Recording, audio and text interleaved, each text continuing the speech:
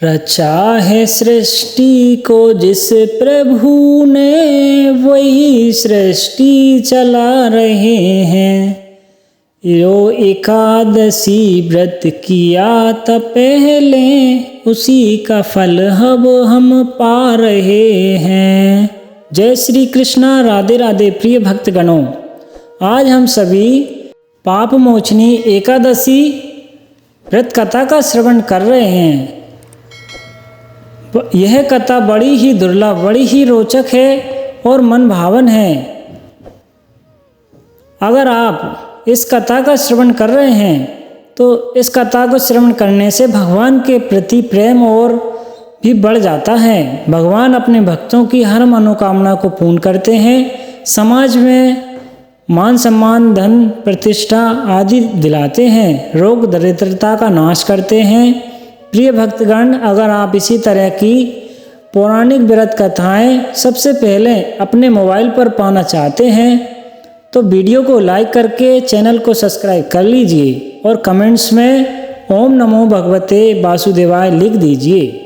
एकादशी के व्रत को समाप्त करने को पारण कहते हैं।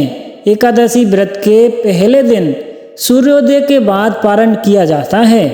एकादशी व्रत का पारण द्वादशी तिथि समाप्त होने से पहले करना चाहिए।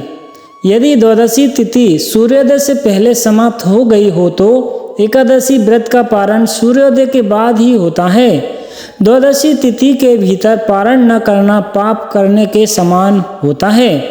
एकादशी व्रत का पारण हरिवासर के दौरान भी नहीं करना चाहिए।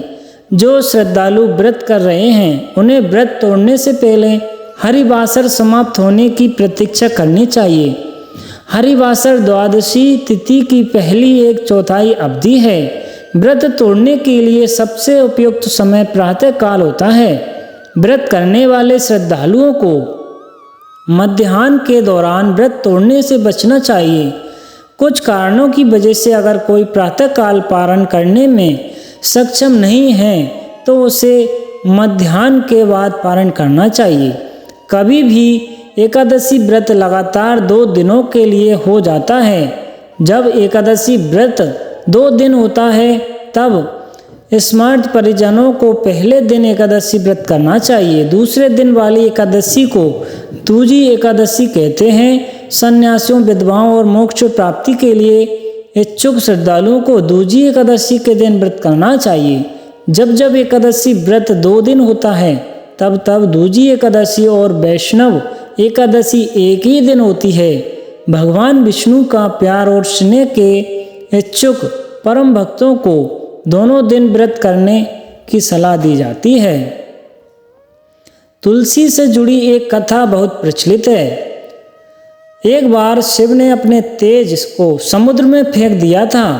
उसने एक महातेजस्वी बालक ने जन्म लिया। यह बालक आगे चलकर जालंधर के नाम से पराक्रमी दैत्य बना। इसकी राजधानी का नाम जालंधर नगरी था। दैत्यराज कालनेमी की कन्या वृंदा का विवाह जालंधर से हुआ। जालंधर महाराक्षस था। अपनी सत्ता के मद में चूर अपनी माता लक्ष्मी को पाने की कामना से युद्ध किया, परंतु समुद्र से ही उत्पन्न होने के कारण माता लक्ष्मी ने उसे अपने भाई के रूप में स्वीकार किया। वहां से पराजित होकर वह देवी पार्वती को पाने की लालसा से कैलाश पर्वत पर गया।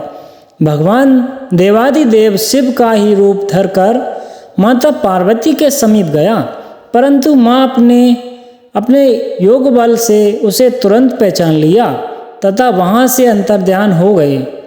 देवी पार्वती ने क्रुद्ध होकर सारा वृत्तांत भगवान विष्णु को सुनाया। जालंधर की पत्नी वृंदा अत्यंत पतिव्रता स्त्री थी। उसी के पतिव्रत धर्म की शक्ति से जालंधर न तो मर जाता था और ना ही पराजित होता था। इसलिए जालंधर का नाश करने के लिए वृंदा के पतिव्रत धर्म को भंग करना बहुत जरूरी था। इसी कारण भगवान विष्णु ऋषि का वेश धारण कर वन में जा पहुँचे, जहाँ वृंदा अकेली भ्रमण कर रही थी। भगवान के साथ 2 मायावी राक्षस थे, जिन्हें देखकर वृंदा भयभीत हो गई। ऋषि ने वृंदा के सामने पल में दोनों को भस्म कर दिया। उनकी शक्ति देखकर वृंदा ने कैलाश पर्वत पर महादेव के साथ युद्ध कर रहे अपने पति जालंधर के बारे में पूछा। ऋषि ने अपने माया जाल से 2 बानर प्रकट किए। एक बानर के हाथ में जालंधर का सिर था तथा दूसरे के हाथ में धड़। अपने पति की यह दशा देखकर वृंदा मूर्छित होकर गिर पड़ी।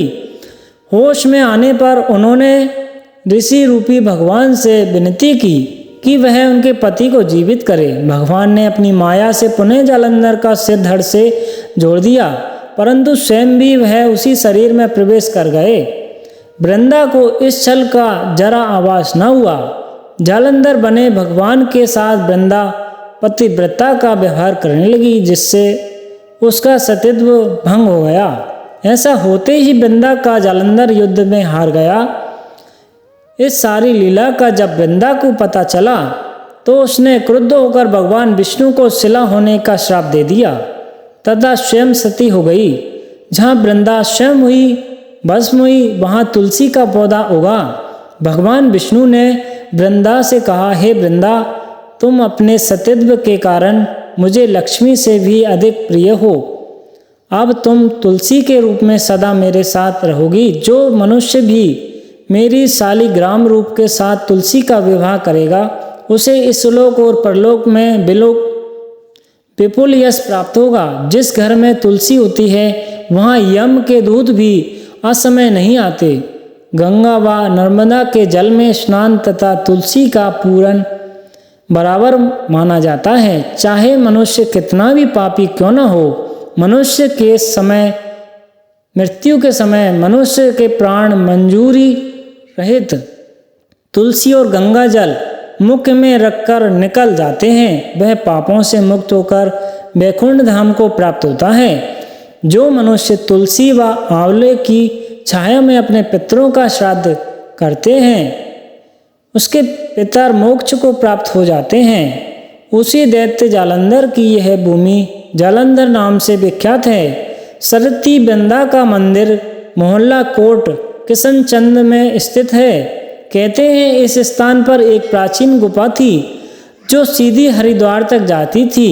सच्चे मन से 40 दिन तक सती वृंदा देवी के मंदिर में पूजा करने से सभी मनोरथ पूर्ण होते हैं। उम्मीद है आपको यह कथा पसंद आई होगी। अगर आप श्री हरि के सच्चे भक्त हैं तो चैनल को सब्सक्राइब करके कमेंट्स में जय श्री कृष्णा लिख दीजिए।